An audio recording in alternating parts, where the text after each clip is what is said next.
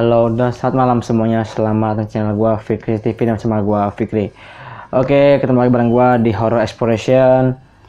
Ya, so by the way, sebelumnya gue mau minta maaf dulu karena gue udah lama banget gak bikin video.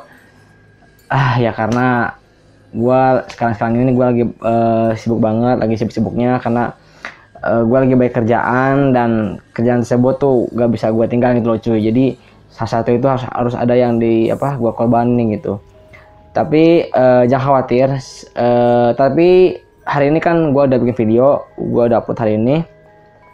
Tapi di edisi Horror Exploration kali ini gue nggak bakal mengeksplorasi sebuah tempat horor ataupun yang sejenisnya, melainkan gue bakal menyajikan 5 list hantu paling mengerikan di dunia versi Fikri TV bagian pertama.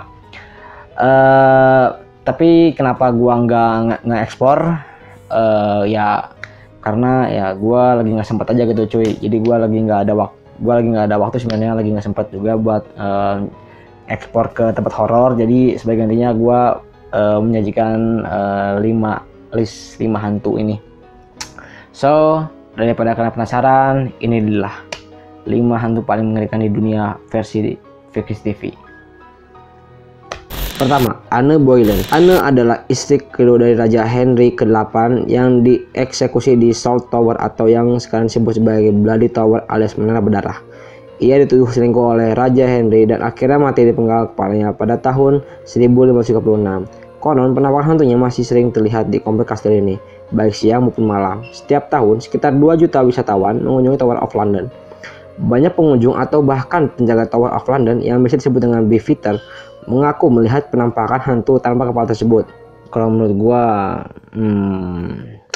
lumayan ngeri juga, soalnya dia mati karena dipenggal dan katanya hantu dari si ratu tersebut itu bikin tayangan di kastil tersebut hingga kini. Kalau misalkan gue dikasih kesempatan atau gue ada rezeki buat eksplorasi atau nyali di kastil tersebut, kayaknya boleh juga. Yang kedua, Bloody Mary. Pada kisah barat, Bloody Mary adalah setan atau penyihir yang dikatakan akan muncul di kaca ketika namanya dipanggil 3 kali.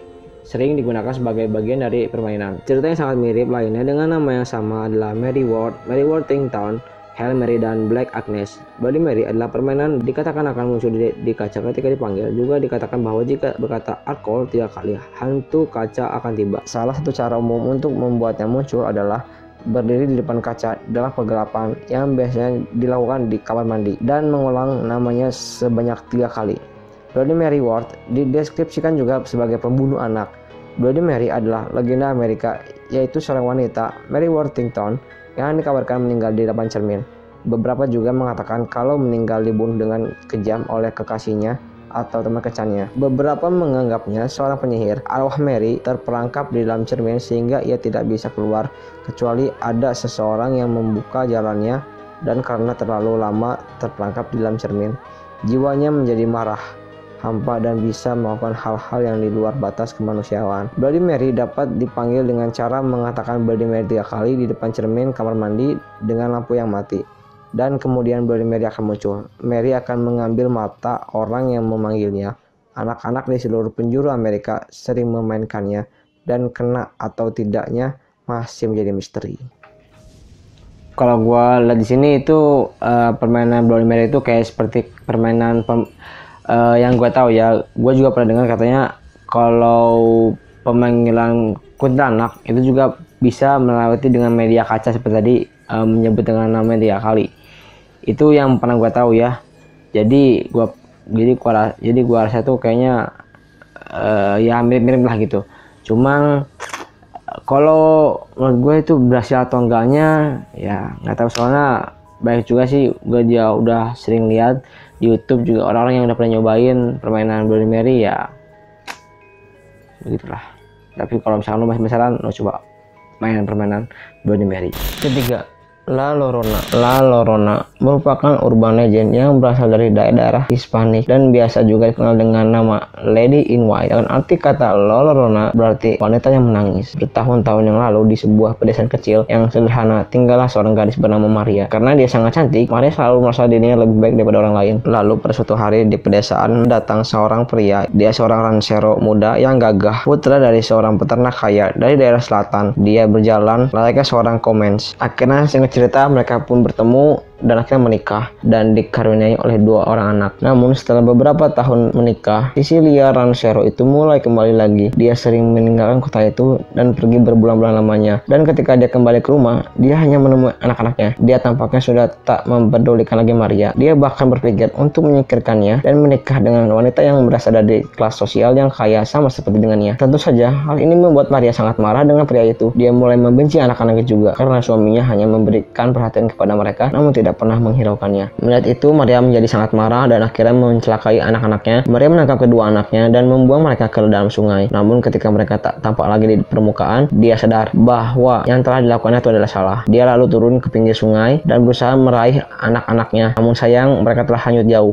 Menyadari kesalahannya, Maria lalu menenggelamkan dirinya sendiri ke dalam sungai itu. Keesokan paginya, seseorang membawa kabar kepada penduduk desa bahwa ada seorang wanita cantik yang terbaring tak bernyawa di pinggir sungai. Sanalah mereka menemukan Maria. Mereka akhirnya menguburkannya di tempat di mana dia ditemukan. Sejak itulah setiap malam para penduduk desa mendengar suara tangisan dari arah danau tersebut. Asmesijos, yang artinya adalah mana anak aku, mana anak-anakku. Penduduk setempat pun tidak menyebutnya dengan Maria lagi. Mereka menamakannya dengan La Llorona. Menurut beberapa orang, La Llorona juga kerap menampakkan diri kepada pemuda-pemuda yang melintas dekat sungai itu untuk membalas dendamnya.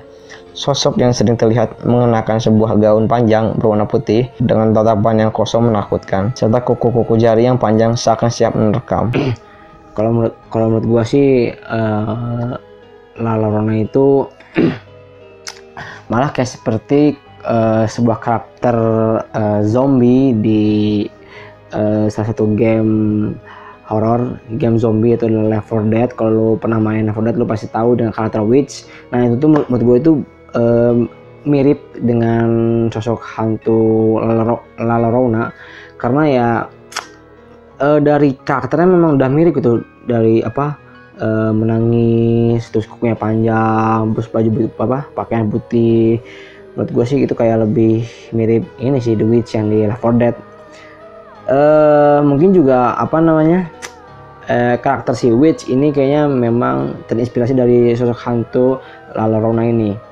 Ya sih mungkin cuma pastinya ya nggak tahu lah, maybe. Keempat, Kuchisake Onna atau yang bisa disebut dengan wanita bermulut robek adalah jenis siluman dalam mitologi dan legenda urban legend Jepang. Ia berwujud seorang wanita yang bermulut robek. Dalam legenda urban Jepang, ia menutupi mulutnya dengan masker operasi dan sering muncul di jalan-jalan yang sepi. Ia bertanya pada orang yang ditemui apakah dirinya cantik. Bila orang itu menjawab tidak atau ketakutan melihat wujud seramnya, maka ia akan membunuh orang itu.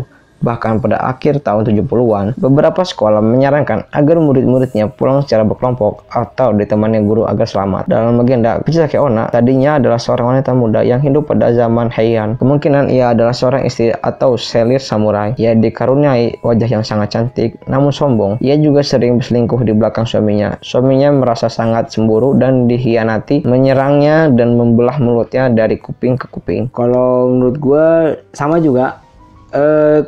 Kuchisake Onna tuh kayak sama sih kayak karakter zombie di Left 4 Dead. Di Left 4 Dead 2 kayak Splitter. Kayak kata gue sih kayak mirip Splitter di karakter zombie di Left 4 Dead 2 cuy. Soalnya sama-sama muter robek gitu cuy. Muter robek segini bisa menganggap gede gitu. Yang kata juga mungkin juga Splitter juga kayaknya terinspirasi dari hantu Kuchisake Onna ya nggak tahu juga sih, tapi yang jelas menurut gua kenapa Kuchisake Onna posisi 4 ya menurut gua itu cukup ngeri sih menurut gua. Kelima, Kuyang. Legenda misteri hantu Kuyang dan kisah nyata keberadaan hantu Kuyang. Hantu Kuyang merupakan wujud makhluk dengan kepala seperti manusia dan anggota badan berupa organ dalam tubuh manusia. Hantu Kuyang merupakan wujud makhluk dengan kepala seperti manusia dan anggota badan berupa organ dalam tubuh manusia. Yang lebih menyeramkannya lagi, sosok gaib ini dapat terbang dan melayang di udara. Sebagian orang meyakini bahwa asal-usul dan sejarah dari jenis makhluk tak kasat mata ini bermula dari sebuah ilmu hitam untuk keabadian yang dilakukan oleh seseorang. Sangat mengerikan memang jika kita lihat dari beberapa foto penampakan serta kita dikaitkan dengan cerita yang telah melegenda di masyarakat sekitar. Sebagian orang lainnya menganggapnya bahwa Kuyang merupakan jelmaan dari seseorang yang menganut ilmu hitam dan pada waktu-waktu tertentu menjelma sebagai hantu untuk mencari mangsa, darah bayi yang baru lahir, atau wanita yang sedang melahirkan. Bisa kita bayangkan wujud dari makhluk yang digambarkan sebagai wajah seorang perempuan bermata merah serta memiliki taring panjang. Yang lebih menakutkannya lagi ialah penampakannya yang secara tiba-tiba dan terbang serta menyarap dari pohon satu ke pohon untuk mengintai mangsanya. Selain itu wujudnya berupa kepala dengan badan organ dalam manusia seperti jantung, hati, paru-paru, serta usus dan lain-lain. Ilmu hitam untuk keabadian inilah asal-usul hantu Kuyang yang kerap dituturkan oleh orang-orang Kalimantan. Selain dipercaya sebagai salah satu makhluk tak kasat mata, makhluk ini juga dikenal sebagai jelmaan manusia yang sedang mempelajari ilmu hitam.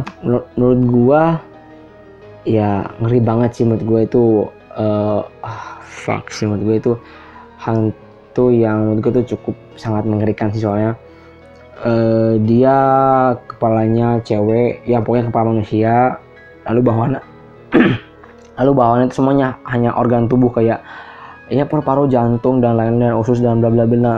Shit, menurut gue itu serem banget sih cuy, asli itu. Fuck itu ngeri sih menurut gue. Cuma Kuyang itu sebutan orang Kalimantan gitu cuy. Jadi Kuyang itu memang terkenal di Kalimantan gitu cuy. Mungkin di kesempatan waktu kalau misalkan gue ada kesempatan buat ke Kalimantan, kayaknya mantap juga tuh kalau kita berburu hantu Kuyang lo cuy. Oke, so jadi itu adalah list 5 hantu paling mengerikan versi Fix TV bagian pertama. Jadi menurut lo semua yang nonton di rumah nih, dimanapun kalian berada, menurut kalian hantu mana yang paling mengerikan? Lo boleh langsung komen di bawah, oke? Biar gua tahu sejauh mana keseraman menurut kalian.